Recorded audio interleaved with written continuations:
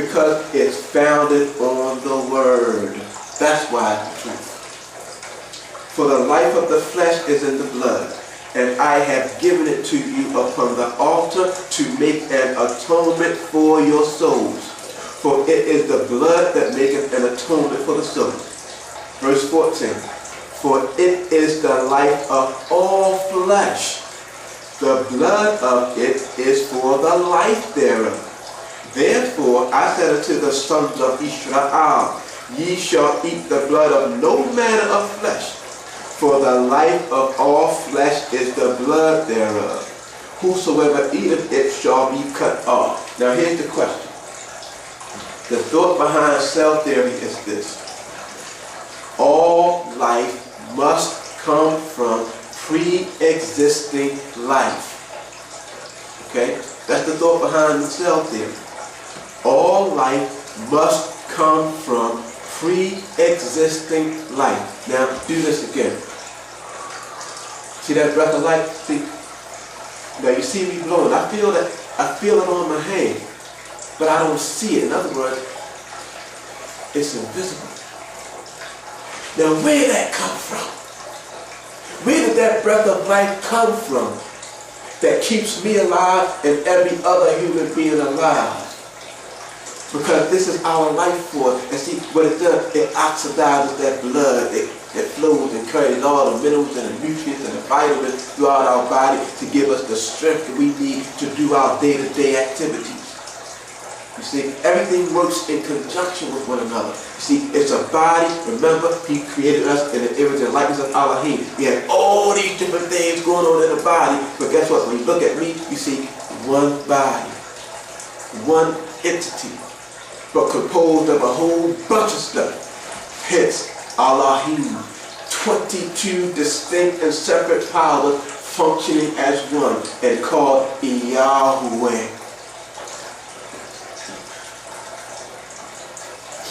Leading us to our next term, we have a biogenesis who believes that life comes from non-life, not so. But there's another, biogenesis. In other words, what this teaches, the belief that living things come only from other living things. And that's the truth of that word, you see. These are the things that the Bible, the word of Yahweh Elohim establishes.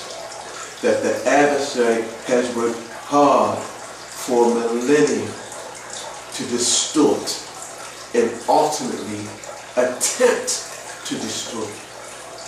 But he can't. He tries. But he can't. You know why? Because you have brothers and sisters out here who believe and strive to live their lives according to that word. And you know what we do, brothers and sisters? Which is why it's so important, especially in this day and time. We keep Yah alive in the earth. That's what we do. So you're going to have all these doctrines floating around, be it philosophical, be it religious, be it scientific, all these doctrines floating around which try to teach either worship this God, don't believe in God, God exists but you really can't have no communication with him, whatever.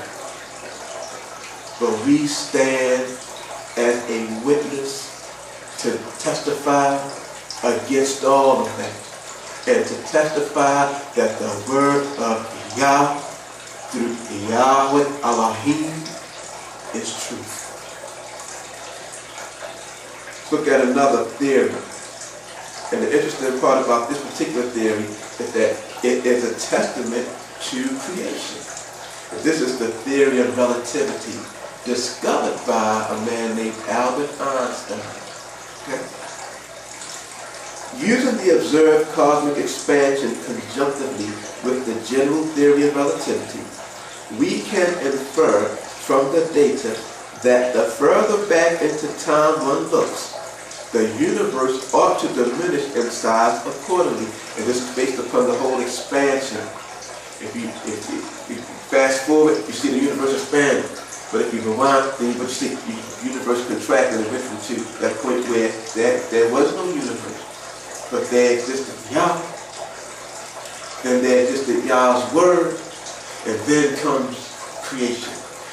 In the beginning, Elohim created the heavens and the earth. But anyway, however, this cannot be extrapolated indefinitely. The universe's expansion helps us to appreciate the direction in which time flows. So now it's interjecting the whole concept of time. I'm not going to get too far into that. I'm just going to read the information here, but that's another study in itself. In and of itself. This is referred to as the cosmological arrow of time, and implies that the future is, by definition, the direction towards which the universe increases in size.